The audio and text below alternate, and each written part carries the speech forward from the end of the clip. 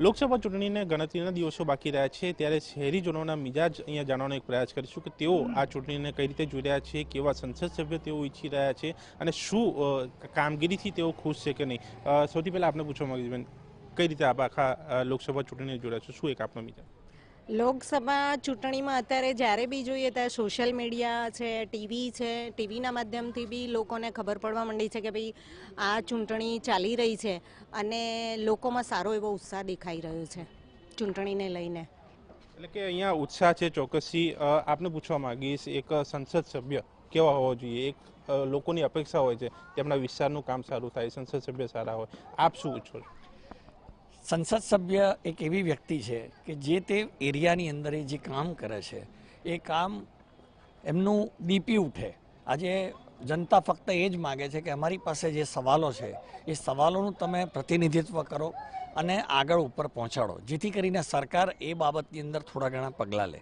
અને અમે એવા સંસદ સભ્યને ઈચ્છીએ કે એવું નહીં કે ફક્ત 5 વર્ષ માટે જ્યારે ચૂંટાવાના છે ત્યારે હાથ જોડીને વોટ માગે અને પછી અદૃશ્ય થઈ જાય। અમારે એવા સંસદ સભ્ય નથી જોઈતા। એવા સંસદ સભ્ય જોઈએ કે જે સદંતર તમારી સાથે તમારા સંપર્કમાં રહે, તમારા વિસ્તાર માટેના જે પ્રોબ્લેમ્સ હોય એ પ્રોબ્લેમ અંગે તમારી સાથે ચર્ચા કરે અને આગળ ઉપર પહોંચાડે। ચોક્કસથી સંપર્કમાં રહે તેવા સંસદ સભ્ય જોઈએ। એક વિકાસની વાત આવે, એજ્યુકેશનને લગતી હોય, મેડિકલ ફિલ્ડને લગતી હોય, કઈ રીતે આખા સમગ્ર વિકાસની કામગીરીને તમે જોવો છો? હજુ ક્યાંક ચૂક કે ઉણપ ખરી? જો આપણે જ્યારે સંતોષ લઈને બેસી જઈએ તો વિકાસ અટકી જાય। એટલે શું બાકી છે એના ઉપર જ આપણે જો ફોકસ કરીએ તો હજી પણ આગળ વધી શકીએ એમ છે।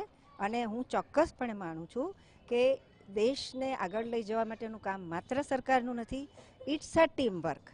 એટલે પ્રજા, સરકાર, નેતાઓ, વિદ્યાર્થીઓ, શાળા બધા એક સંસ્થા બનીને સરસ રીતે કામ કરે તો હજી ઘણો વિકાસ આપણે સાધી શકીએ।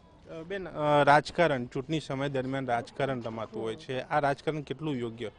મને એ રાજકારણ યોગ્ય લાગતું નથી, કેમ કે રાજકારણમાં એવું છે તમે જો સારા કામો કર્યા હશે તો પ્રજા તમને વોટ આપવાની જ છે। એના માટે એકબીજા ઉપર કાદવ ઉછાળવાનું જે ગંદુ રાજકારણ રમાય છે એ ખરેખર બંધ કરી દેવું જોઈએ તમારે। એટલે કે અહીંયા રાજકારણ ન રમાવું જોઈએ, આપ શું કહેતા હતા હમણાં થોડીક વાર પહેલા? શું કહેતા હતા? આ એક ધર્મ યુદ્ધ થઈ ગયું છે। જેમ મહાભારતમાં કૌરવો અને પાંડવો વચ્ચે હતું, આ પણ એક મોટું ધર્મયુદ્ધ થઈ ગયું છે। માટે માણસે પોતાનું ધર્મ સાચવી અને વોટ કરવો જોઈએ। કારણ કે ખરેખર અત્યારે રાજકારણીઓ જે રમી રહ્યા છે રમત, એટલી ગંદી રમત રમી રહ્યા છે કે દેશની અધોગતિ તરફ જવાની અત્યારે તૈયારી થઈ। માટે મારે દરેક વોટોને વિનંતી છે કે તમે ધર્મના પક્ષ રહો અને ધર્મને ધ્યાન રાખીને વોટ કરો, જેથી કરીને દેશનો અને આપણા બધાનો સૌનો વિકાસ થાય, એવી મારી દરેક વોટોની અપેક્ષા છે। કારણ કે મહાભારતમાં આ વસ્તુ બહુ સ્પષ્ટ ઉલ્લેખ થયેલી છે।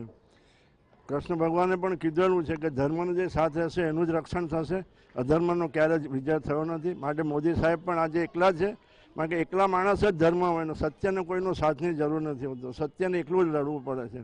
આજે મોદી સાહેબ સત્યના માટે લડી રહ્યા છે।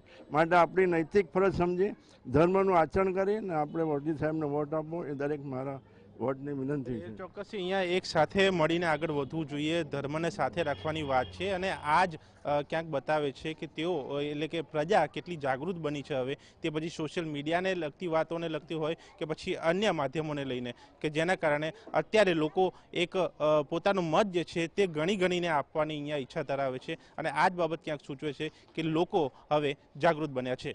કેમેરામેન તોસીફ મલિક સાથે દર્શલ રાવલ, TV9 અમદાવાદ।